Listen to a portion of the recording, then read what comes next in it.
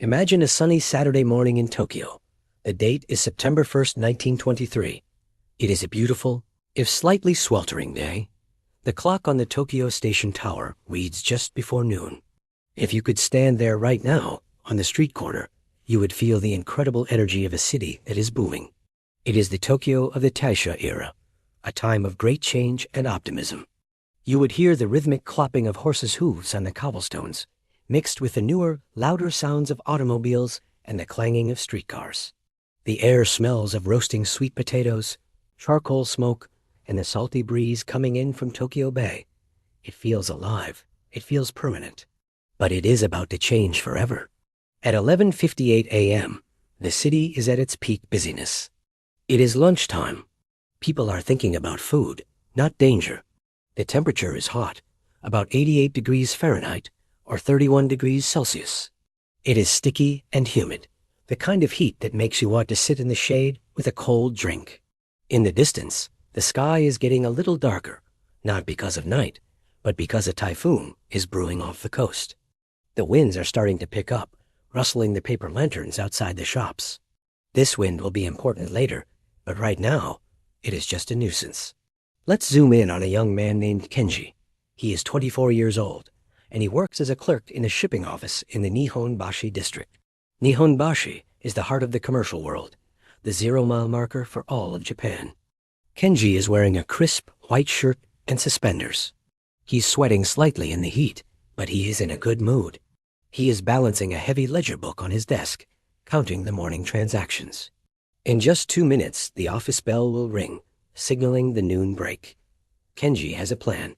He is going to meet his brother at a nearby noodle stall. They are going to eat hot udon noodles and complain about the heat. It is a simple, happy plan.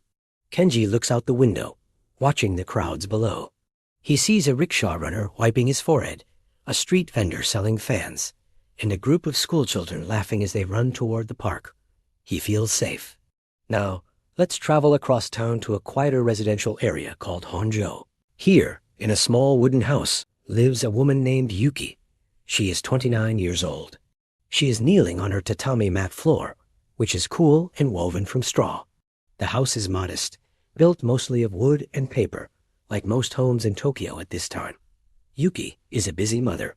Her 2 children, a 5-year-old boy and a 3-year-old girl, are playing quietly in the corner with wooden blocks. Yuki is focused on the hearth. In the center of the room is a traditional charcoal stove. She is preparing lunch for her husband, who will return home shortly. The smell of miso soup and grilled fish fills the small room. It is a comforting smell, the smell of home. Yuki checks the rice cooker. She wipes her hands on her apron. She smiles at her children. Everything is exactly as it should be. But while Kenji is dreaming of noodles and Yuki is watching the rice, something massive is happening deep underground. 30 miles beneath the surface of the earth, miles below the ocean floor of Sagami Bay, 2 gigantic tectonic plates are grinding against each other. The Philippine Sea Plate is forcing its way under the Eurasian Plate. For centuries, these plates have been locked together, building up an unimaginable amount of pressure. It is like a giant rubber band being stretched tighter and tighter. The rock has held for a long time, but rock can only bend so much before it snaps. At this exact minute, the strain reaches its limit. It is 11:58 and 44 seconds. Kenji is reaching for his pen. Yuki is picking up a bowl. The city noise is at its normal level. Suddenly, without any warning, the rubber band snaps. It starts as a low, deep rumble, like the sound of a heavy train passing directly beneath your feet. But within a split second, that rumble turns into a violent shaking. It is not a swaying motion. It is an up and down pitching, as if a giant hand has grabbed the earth and is shaking it like a snow globe. The shaking is so intense that it is impossible to stand. In Kenji's office, the world goes sideways. The heavy wooden desks jump into the air. The glass windows shatter instantly, sending shards flying across the room like confetti. The tall bookcases crash to the floor with a deafening crash. Kenji is thrown off his chair. He lands hard on the wooden floorboards. He tries to grab onto something, anything, but the floor is moving so much that he can't get a grip. The terrifying sound of grinding stone fills the air, louder than the thunder. He screams, but he can even hear his own voice over the roar of the city tearing itself apart. At Yuki's house, the situation is even more desperate. The wooden walls of the house groan and twist under the stress. The heavy clay roof tiles, which are designed to withstand typhoons, start to slide off and crash onto the ground. Yuki screams for her children. She scrambles across the heaving floor to grab them. The worst part is the charcoal stove. The violent shaking knocks the heavy iron pot off the stove. The burning hot coals spill out onto the tatami mats. The dry straw mats instantly catch fire. But Yuki can't worry about the fire yet. She has to cover her children's bodies with her own to protect them from falling debris. She squeezes her eyes shut and prays for it to stop. September 1st, 1923. It's a minute before noon in Tokyo. The city is a bustling tapestry of old and new. Rickshaws share the streets with brand new automobiles, and traditional wooden homes stand in the shadow of modern brick buildings. Kenji, a young university student, is browsing a bookstore in the Ginza district, the heart of modern Tokyo. He's planning to meet his father for lunch, a special occasion to celebrate his upcoming exams. The air is warm, filled with the everyday sounds of a vibrant metropolis. No one had any idea that in the next few moments, their world would be torn apart forever.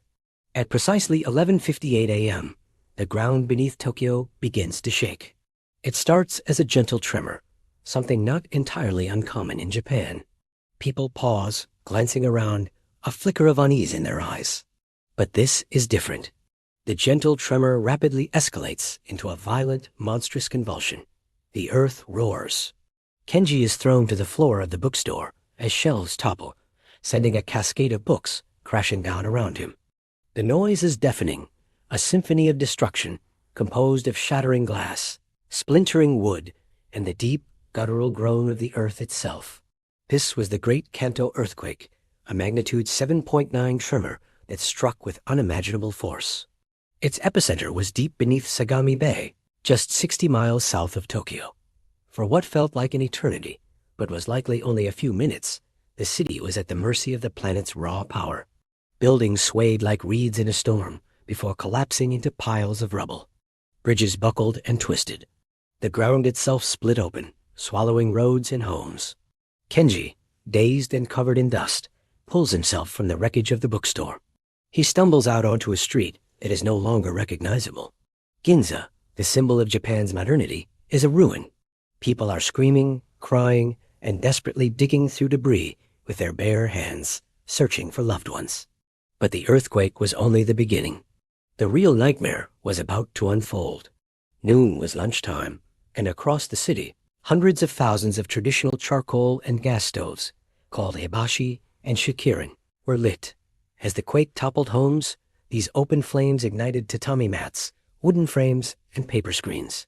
Within minutes, small fires began to sprout up all over Tokyo and the neighboring city of Yokohama. Fueled by the endless labyrinth of wooden structures and fanned by strong winds from a nearby typhoon, these small fires quickly merged. They grew into a ferocious, unstoppable firestorm. Kenji can only watch in horror as a wall of fire consumes the horizon.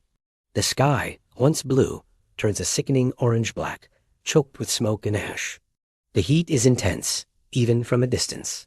The firestorm creates its own weather system, generating tornado-like vortices of flame that dance through the streets, incinerating everything in their path. People are trapped. The earthquake destroyed the water mains, leaving firefighters with no way to combat the inferno. The narrow, winding streets of old Tokyo become death traps, funneling the flames and cutting off escape routes. Desperate for safety, tens of thousands of people flocked to the few open spaces in the city. One of the largest was a former army clothing depot, an open field of about 40 acres. Nearly 40,000 people crowded into this space, believing they would be safe from the flames. Kenji, separated from his family and swept along by the panicked crowd, finds himself pushed towards this very spot. They brought with them whatever possessions they could carry, bedding, furniture, anything they had salvaged. But their hope for sanctuary turned into a horrific trap. At around 4 p.m., a massive fire whirl, a tornado of fire, descended upon the depot. It ignited the mountain of flammable belongings the refugees had brought with them. In a matter of minutes, an estimated 38,000 people perished in a single horrific inferno. It remains one of the deadliest single incidents in history. Kenji, by sheer luck, was at the edge of the crowd and managed to escape the fire whirl's direct path. But the sight, the sound, the smell would be seared into his memory forever. He joins a stream of survivors making their way towards the Sumida River, hoping the water will provide a barrier against the relentless flames. The bridges are impassable, either collapsed or choked with panicked crowds. People throw themselves into the river, hoping to escape the heat, but many drown in the chaotic currents. Kenji clings to a piece of floating debris, the water around him hot from the nearby fires, the air thick with embers. All around him, a city is dying. For 2 days, the fires raged. When they finally burned themselves out, what was left of Tokyo was a smoldering, apocalyptic wasteland. Over 70% of the city was gone. The official death toll was estimated at over 105,000, but many believe the true number was far higher. The destruction was almost total. The vibrant culture, the bustling economy, the very heart of Japan had been reduced to ash and rubble. In the aftermath, the survivors, including Kenji, wandered through the ruins like ghosts. He searches desperately for his family, calling out their names in the smoky haze, but finds only devastation.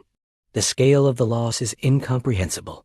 Homes, businesses, temples, and theaters, all gone. The disaster also unleashed a darker side of human nature. In the chaos and confusion, false rumors spread like wildfire, blaming Korean residents for poisoning wells and setting fires. This led to horrific mob violence and massacres, a tragic and shameful chapter born from fear and prejudice. It was a stark reminder of how societal collapse can breed hatred and violence, even amidst a shared tragedy. Yet, even in this abyss of despair, the seeds of rebirth were already being sown. The Japanese government and its people responded with incredible resilience. Plans were immediately drawn up not just to rebuild, but to create a new modern Tokyo, a city that would be more resistant to earthquakes and fires. This wasn't just about reconstruction. It was about reinvention. The old city of wood and paper would be replaced by one of steel and concrete. Wider streets were planned to act as fire breaks. Parks and open spaces were designed to serve as safe evacuation zones. Kenji, having lost everything, finds a new purpose. He joins the thousands of volunteers clearing rubble and helping distribute aid. He sees the spirit of his people, a determination to rise from the ashes. He witnesses the birth of a new urban planning philosophy, one that would influence city design around the world. The earthquake became a catalyst for modernization. The rebuilding of Tokyo was a monumental task, but it was undertaken with a sense of national urgency and pride. It symbolized Japan's refusal to be defeated by nature. Within a few years, a new Tokyo began to emerge. The Ginza district was rebuilt with grand department stores. New subway lines were constructed, modern bridges spanned the rivers, and a new architectural style took hold. The city that rose from the ashes was different, stronger, more organized, and forward-looking. Kenji, now a young man forged in the fires of disaster, decides to study architecture. He wants to be part of building the future, to ensure that his city, his home, would never be so vulnerable again. The Great Kanto Earthquake of 1923 was a profound national trauma, a moment of unimaginable destruction and loss. But it was also a turning point. It forced Japan to confront its vulnerabilities and accelerate its journey into the modern era. The story of Kenji is the story of Tokyo itself, of surviving an apocalypse, of enduring unspeakable loss, and of finding the strength not just to rebuild, but to build back better. It is a powerful testament to the resilience of the human spirit and the enduring power of hope in the face of absolute devastation. Thank you for watching.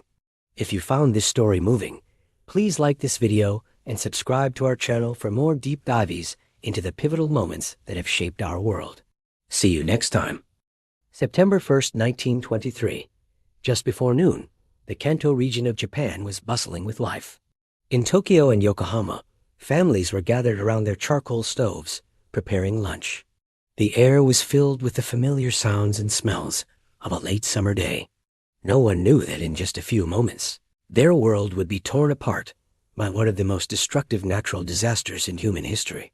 At precisely 11:58 a.m., the ground began to shake. This was no ordinary tremor. This was a colossal rupture deep beneath Sagami Bay, a magnitude 7.9 earthquake that would later be known as the Great Kanto Earthquake. The initial shockwave lasted for what felt like an eternity, somewhere between 4 and 10 minutes. Buildings, constructed from wood and tile in the traditional style, swayed violently before collapsing like houses of cards. In the modern districts of Ginza and Marunouchi, Western-style brick buildings, once symbols of progress, crumbled into piles of rubble. The earthquake struck at the worst possible time, lunchtime. Countless cooking fires were overturned, and their embers instantly ignited the splintered wood and paper of the collapsed homes.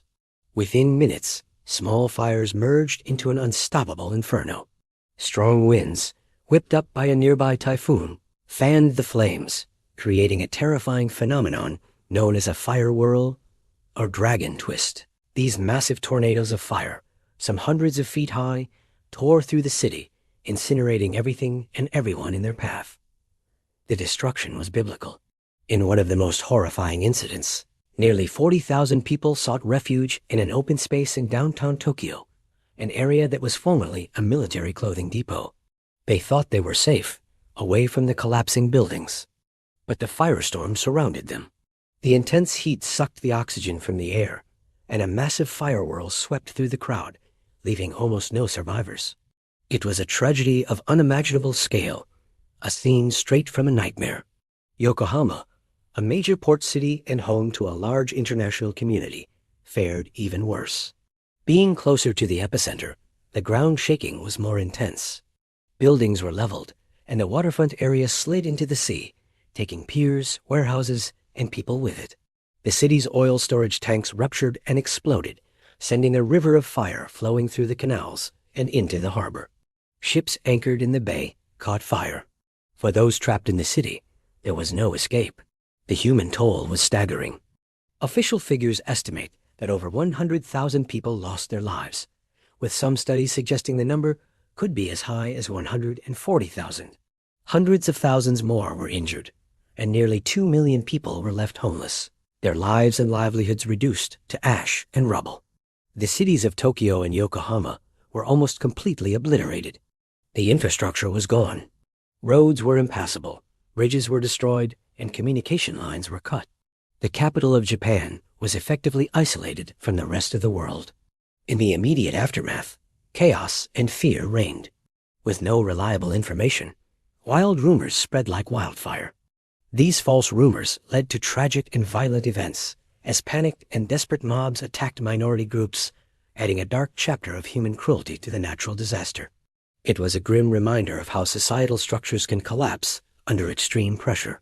But even in the darkest of times, the human spirit endures. The response to the disaster, both domestically and internationally, was massive. Aid poured in from all over the world. The United States, for example, mounted a significant relief effort, sending ships loaded with food, medicine, and supplies. This act of generosity created a wave of goodwill between the two nations, a bright spot in a period of immense suffering. The Japanese government and its people faced a monumental task to rebuild their capital from scratch. The initial shock and grief gave way to a steely resolve. The reconstruction of Tokyo was not just about rebuilding structures. It was about reimagining a city. City planners saw an opportunity to create a modern, safer, and more efficient capital. The recovery plan was ambitious. It called for wider roads to act as fire breaks, more parks and open spaces to serve as evacuation points, and new building codes that required structures to be more resistant to earthquakes and fire. Modern infrastructure, including new bridges, sewage systems, and public transport, was planned.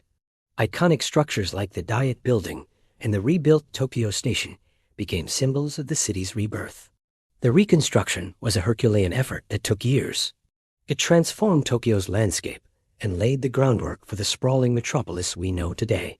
However, the process was not without its challenges. Budget constraints, political disagreements, and the sheer scale of the project meant that not all of the ambitious plans were fully realized. Some of the original road widening and park creation plans had to be scaled back. The Great Kanto Earthquake of 1923 left an indelible mark on Japan's national psyche. It served as a brutal, unforgettable lesson in the power of nature. The memory of the disaster spurred significant advancements in seismology and earthquake engineering. Japan became a world leader in disaster preparedness, a legacy born from tragedy. Every year on September 1st, Japan observes Disaster Prevention Day. On this day, the entire country participates in drills and educational activities, ensuring that the lessons learned from the Great Kanto Earthquake are never forgotten. It's a story of destruction and chaos, but also one of courage, compassion, and rebirth.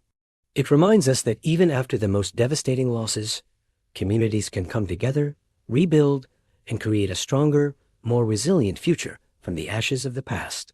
Thank you so much for watching.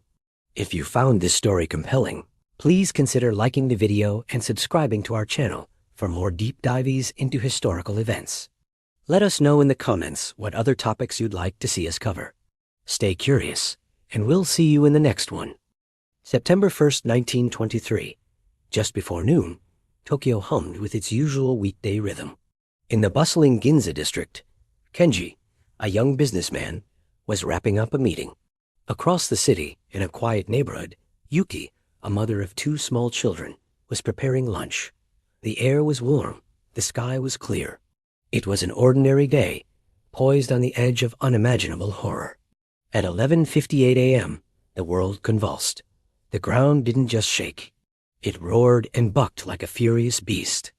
This was the Great Kanto Earthquake, a monstrous magnitude 7.9 tremor that ripped through the heart of Japan. Buildings, a mix of traditional wood and modern brick, twisted and collapsed into heaps of splintered rubble. Kenji was thrown from his chair, the floor heaving beneath him. He clung to a desk leg as the world disintegrated around him. Across town, Yuki threw herself over her children as their small wooden house groaned and splintered, dust and debris raining down. The shaking lasted for what felt like an eternity, but it was only the beginning. As the tremors subsided, a new, more sinister threat emerged. It was lunchtime. Throughout Tokyo, thousands of charcoal and gas stoves, called hibashi and shikaren, were alight. The earthquake overturned them, spilling fire onto tatami mats, wooden floors, and shattered paper screens. Small flames licked at the debris, then, fanned by a gathering wind, they leaped. Within minutes, hundreds of small fires were born. Kenji crawled out from the wreckage of his office building onto a street choked with dust and screaming. He looked up and saw plumes of black smoke staining the blue sky. The fires were growing, merging. A fierce wind, whipped up by the seismic pressure changes and the rising heat, began to howl through the city streets. It was a typhoon of fire. The small blazes coalesced into a single monstrous entity, a firestorm. The inferno advanced with terrifying speed, consuming everything in its path. The roar was deafening, a constant hungry thunder. People fled in a panic tide, their shouts swallowed by the noise. The streets became death traps. Kenji joined the desperate exodus, his mind reeling. The elegant city he knew was being erased before his eyes. His only thought was survival. Yuki, clutching her son's and daughter's hands, also joined the flood of humanity. The heat was becoming unbearable, the air thick with smoke that clawed at her throat. She, like thousands of others, had a single destination in mind: the wide, open banks of the Sumida River.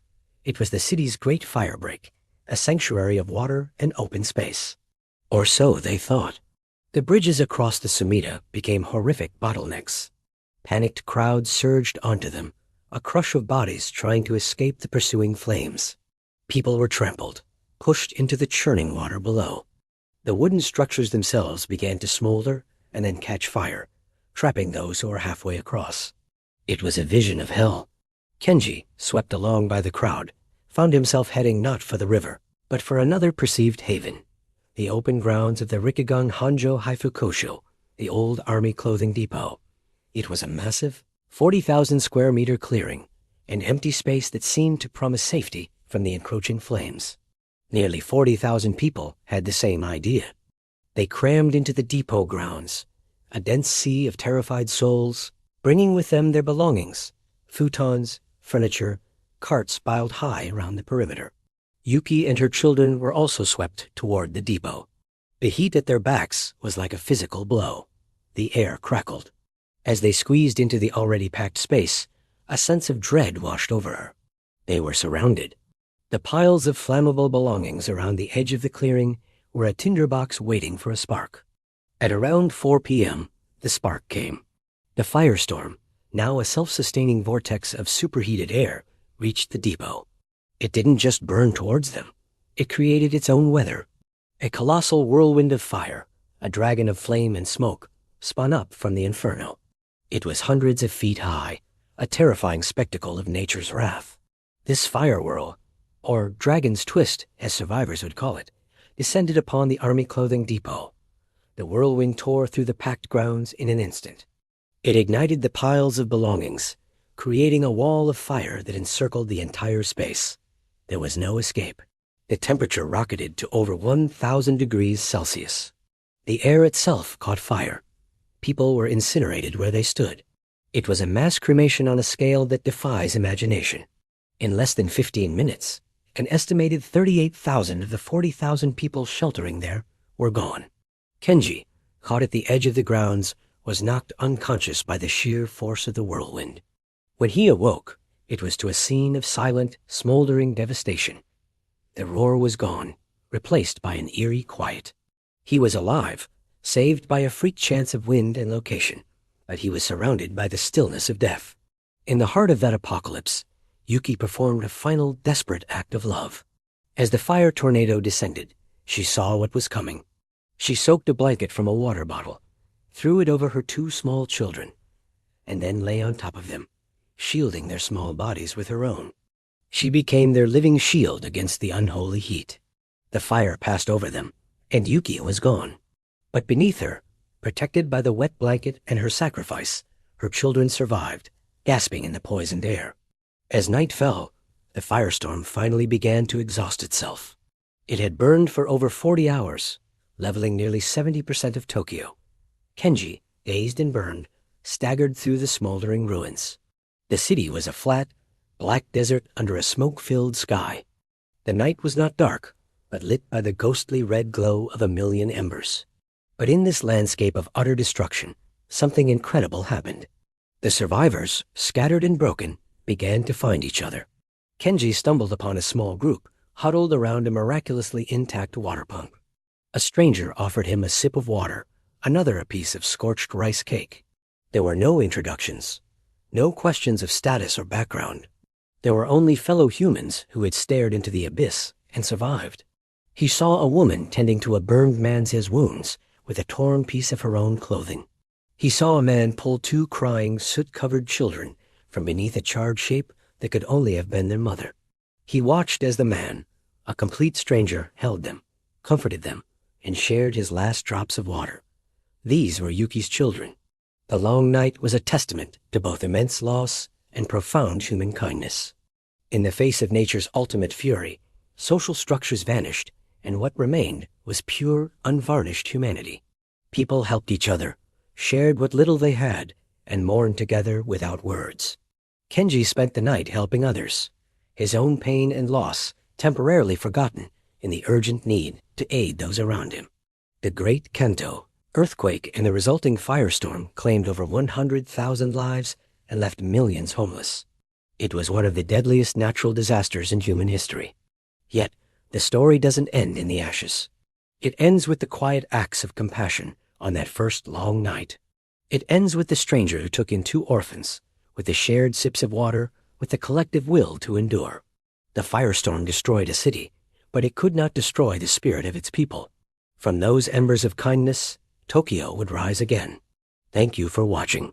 If this story moved you, please consider liking this video and subscribing for more historical narratives. Stay safe, and we'll see you in the next one. As the hours ticked by, the fires began to burn themselves out. There was nothing left to burn. By the time the sun began to rise on September 2nd, the city was gone. The sun came up over a wasteland of gray ash and blackened skeletons of buildings.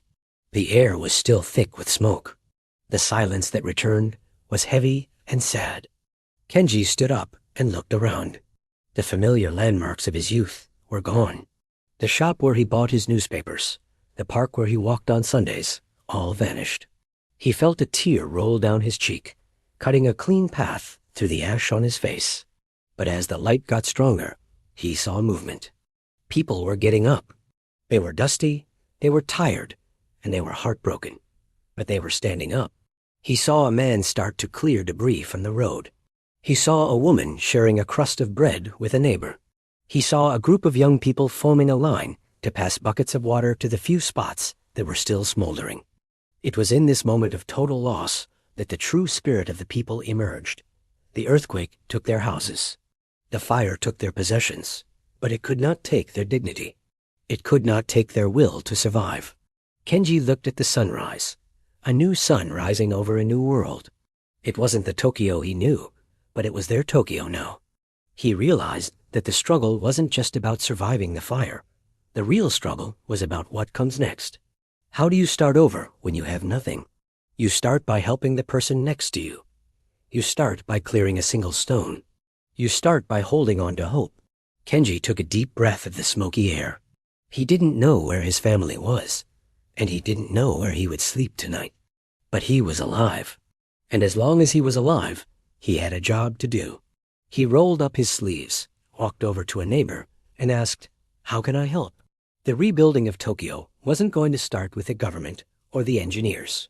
It was going to start right there, on that riverbank, with ordinary people doing extraordinary things. The disaster had broken the city, but it had not broken the people. In fact, in the heat of the firestorm, they had been forged into something stronger. They were ready to begin again. The sun rose on September 2nd, 1923, but it didn't look like the sun Kenji knew. It was a dull red orb, struggling to shine through the thick blanket of smoke that covered Tokyo. The air was still hot, clinging to the skin like a heavy, wet blanket. The smell was everywhere. It was the smell of burnt wood, twisted metal, and ash. It was the smell of a city that had vanished. Kenji woke up on the hard, dusty ground near the Sumida River. He hadn't really slept. He had just drifted in and out of consciousness, exhausted by the terror of the night before. As he sat up and rubbed his eyes, the events of the previous day came rushing back to him. The shaking, the fire, the screaming. It wasn't a nightmare. It was real. Kenji stood up and looked around. The landscape had changed completely. Where there used to be busy streets filled with shops and houses, there was now just a flat plain of gray rubble. The occasional brick chimney stood like a lonely tombstone, marking where home used to be. But Kenji didn't care about the buildings right now. His heart was pounding with a singular purpose. He had to find his family. He didn't know if his home in Hanjo was still standing. He didn't know if Yuki and the children had made it out. The thought terrified him, but it also gave him the energy to move. He started walking, navigating around piles of debris and craters in the road, heading toward the district where he lived. As he walked, he saw thousands of other people doing the same. They were like ghosts, wandering through the smoke, their faces black with soot and streaked with tears. Some held small signs made of cardboard, writing the names of their missing loved ones in charcoal. "Looking for Tanaka family," one sign read. "Does anyone know the Suzuki family?" read another. It was a silent march of hope and fear. Kenji stopped a man who looked as lost as he felt. "Have you seen Hanjo?" Kenji asked. The man just shook his head slowly. "It's gone," the man whispered. "Everything is gone." Kenji felt a chill run down his spine, despite the heat. He kept walking. He had to see for himself. When he finally reached the street where his house used to be, his heart sank. There was nothing left but the stone foundation. The wood, the paper screens, the roof, everything had burned away. He stood in the middle of the empty lot and yelled, "Yuki! Children! Can you hear me?"